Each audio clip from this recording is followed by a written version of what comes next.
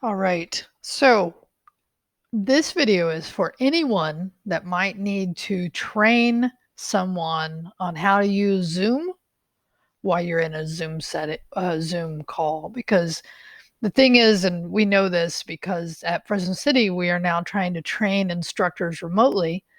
But in order to do that, we need to show them the complete workflow from the beginning of setting up a Zoom meeting until you deploy it and all the things that you can do with inside of it.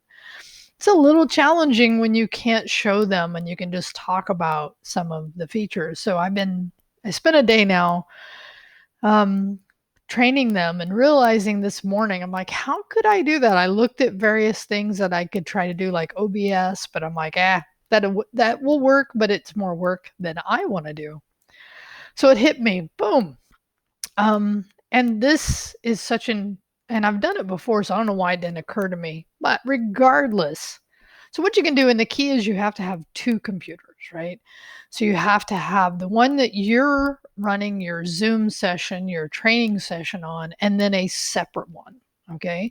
Now, obviously, it can still be your account. That's okay. So, like for me, I'm sitting here, I'm on my Chromebook using Chrome OS, but over there is my Mac laptop, right? And my Mac laptop, in this case, is just open. It's got to be logged in, needs to have power. I'm running power to it. So here's what you do.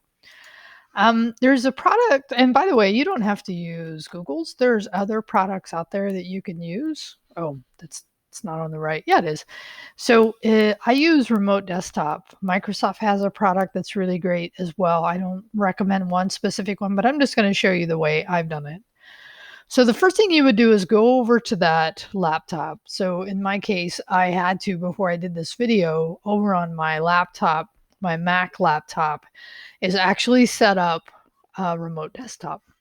So you can get remote desktop. I already have it. So if you come back here where I was showing it, you can get it out of the Chrome, like install remote desktop. You can just do that. And then it's on the Chrome store, and you have to add it to your Chrome browser. So this is assuming you're using the Chrome browser. Again, if you're more of a Microsoft person, use their product.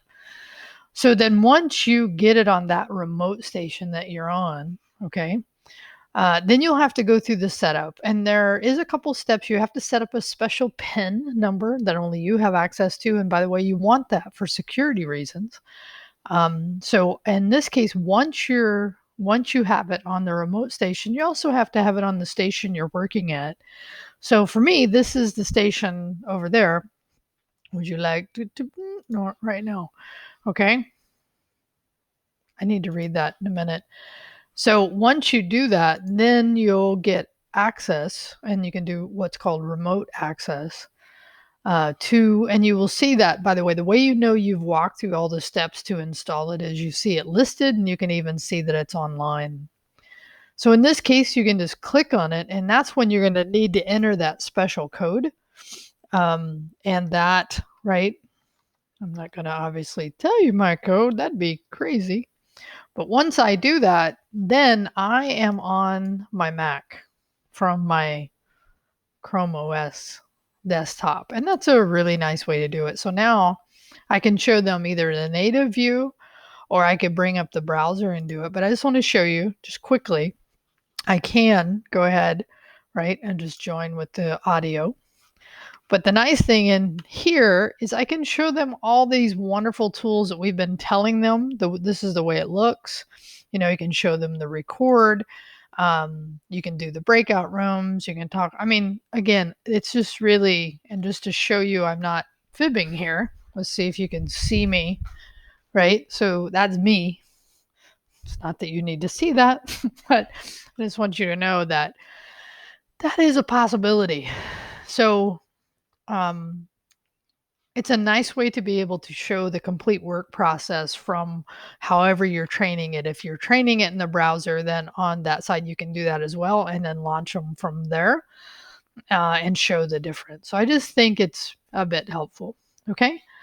All right. Let me come back to here and just bring back here. So that's just the basics, but in general, you have to get whatever desktop you have or laptop or whatever your second one over somewhere to where it could be right next to you, it doesn't matter. But the important part is to install the remote desktop from the Chrome store.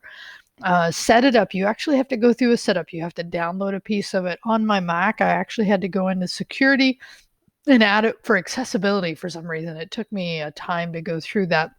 So it will be different based on whatever operating system you're using.